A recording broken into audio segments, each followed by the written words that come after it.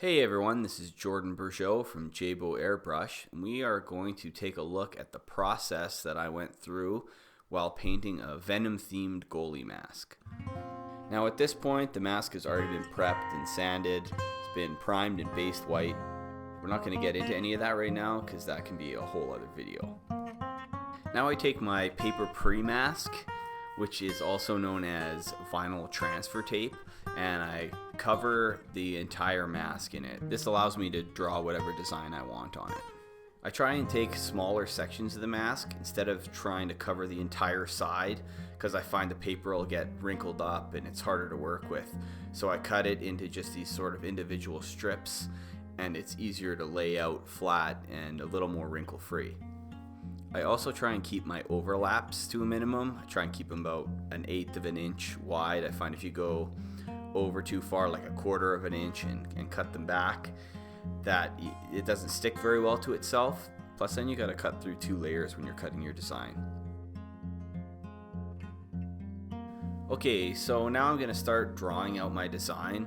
I'm just sort of loosely sketching it free-handedly. I have a couple of different reference pictures of Venom that I really liked. I'm not trying to copy them directly. I'm not trying to put that painting on this mask. I'm just going to use them to know what Venom looks like, take little attributes that I like, and use them to create my own new design.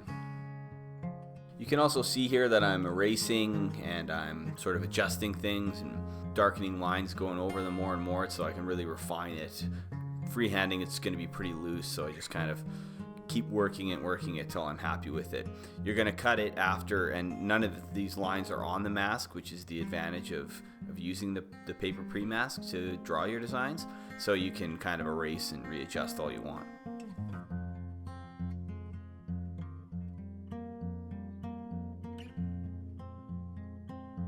So now I'm going to go through the entire process again, but on the back plate. This is super important. You always kind of get involved in doing the mask and just think I'll do the back plate later, but it's really frustrating when you get all the way through the whole process and you gotta go back and try and remember everything you did. So I really try and stick to, if I'm continuing the theme through onto the back plate, to just do it at the same time. Just trust me on that one. So now I've got the design all laid out. I'm going to start cutting. I'm just going to work on one section at a time, and I decided to start with the areas of the goalie mask behind the Venom character. I cut out each section and I salvage it because I'm going to want to cover it up again once I'm finished painting it. His pads are orange and white, and he wanted to incorporate some of that in the design, so I wanted to make the mask look like it was an orange and white mask before the Venom took it over. So I just sort of decided to throw some random stripes on there as if it was a painted mask before Venom took him over.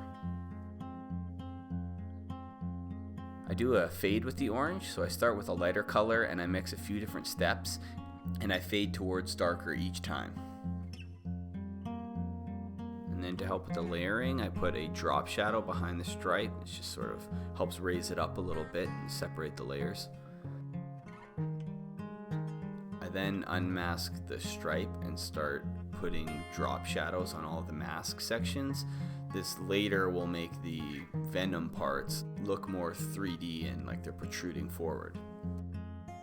I'm just spraying the shadows with a reduced out black. You can see how I keep wiping sections. I'm just taking final wipe to it and cleaning any possible overspray off of it before I spray that section. And then when I'm done any sections, I just spray over them with transparent base coat just to protect them before I remask.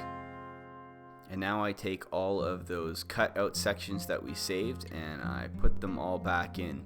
It's a good idea when you're taking them off and salvaging them to sort of put them in order so you can visually see how they line back up. This makes this part a lot easier. And if there's any ugly little edges or anything, you can just clean them up with some tape.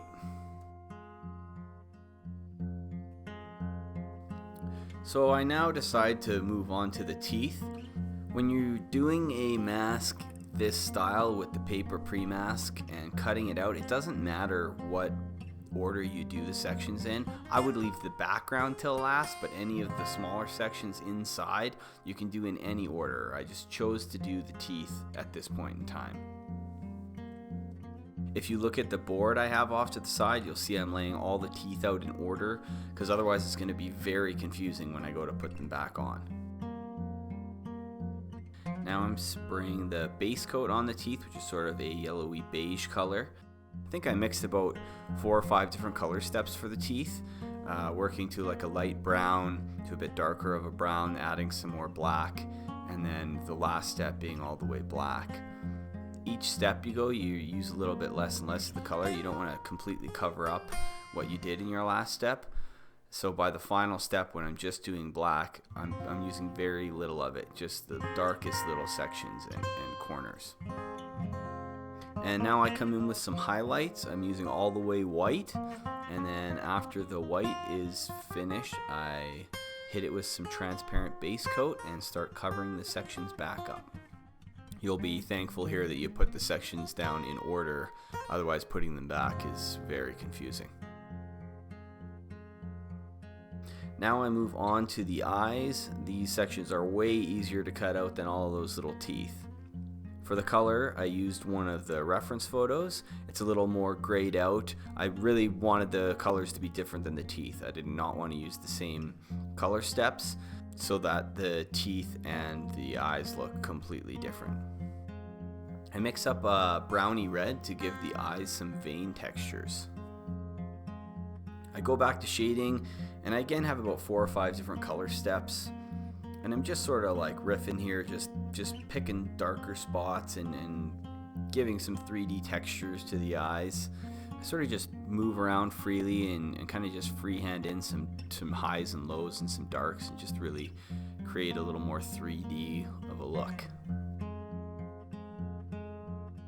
I come back in with the white and pop the highlights, and you can see it helps really bring out the textures and makes all the little ripples and everything pop really nicely.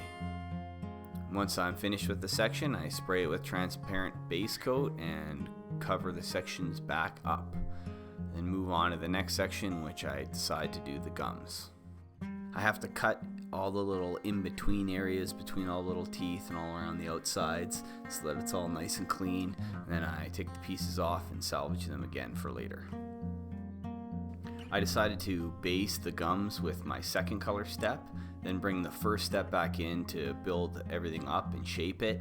Then I come back in with that second color step again to sort of bring it back down. The process is the same here over and over again. I just keep working to darker and getting smaller and smaller each time, finer lines as you get into the darker areas. It's also probably good to note at a time like this that if you're doing a mouth or something like that, I would use reference from real life things, like use a dog's mouth or like a wildcat's mouth. Using their gums, you're going to get really awesome, realistic looking textures, even though you're doing like a fictional character like this. I come in with my highlight color, and I really pop the highlights hard this time to make the gums look nice and wet. Remasking this section was a bit of a pain with all the tiny little in-between areas, so did a lot of sort of taping to cover up any little gaps or anything like that where I might get some overspray on it in the future. Okay, I finished masking off the gum section, and I'm starting to move into the inside of the mouth and the tongue, but I think this is going to be a good time to call it quits for part 1 of this video.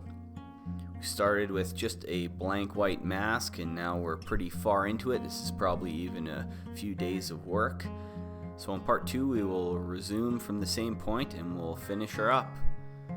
Well, alright guys, I hope you liked the video, and if you did, please subscribe, comment, and check out any of my other videos, and so I'll see you in the next one.